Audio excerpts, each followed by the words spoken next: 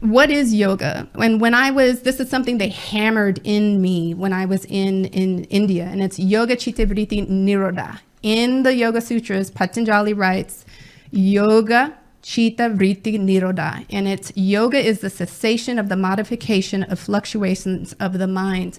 So in other words, you need to empty your mind. You need to get all of what, any kind of discernment you have, you need to clear it out so that we can put in what we want.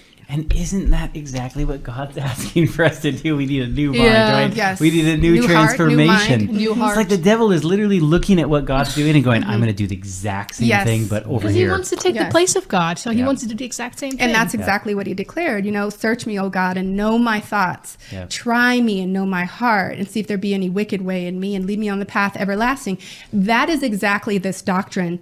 He's saying, I'm going to search your heart. I'm going to, and in fact, follow your heart. And he's going to say, empty your mind, because I am going to try you, and I'm going to lead you on this reincarnation path that's everlasting.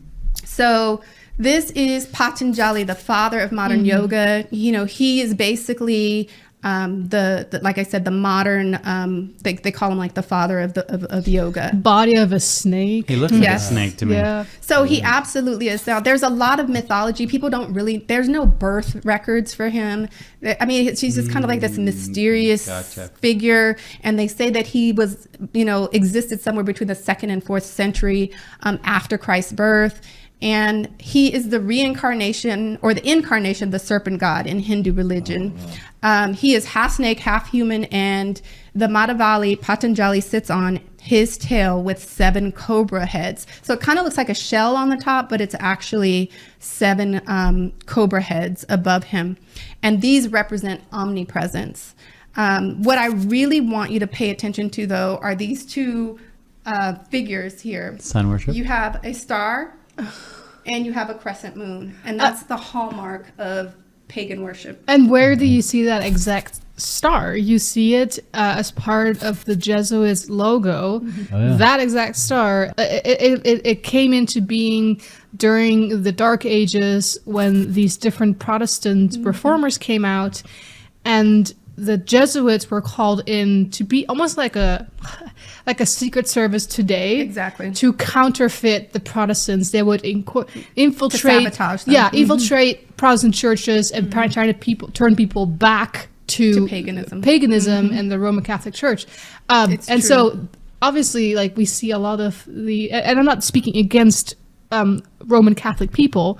No. I was baptized as a baby in a Roman Catholic church. My grandparents were Roman Catholic their entire life. My grandpa's still alive, is still a Roman Catholic.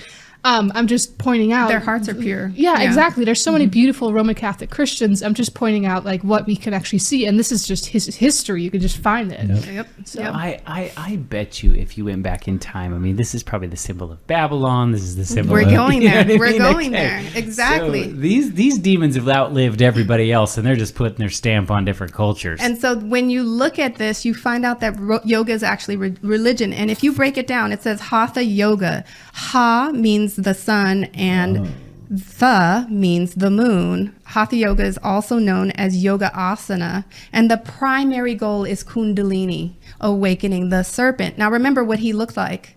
Right. A serpent. Yeah. Right. And so this is that yogic awakening. And just like you said, if we go back in time, what do we find? We find the same symbols with Ishtar, Inanna, Venus, the morning star, or it's also known as Lucifer, son of the morning, right? In the Bible. On her head? So I'm not sure about what's on her head, but she is the main deity within, the Babylonian and pagan worship during biblical times. And so you find her in Mesopotamia, Samaria. You find her all over, spread through the Middle East. You find her, she's just repeated and reinvented. And so you'll find that with many of the different gods.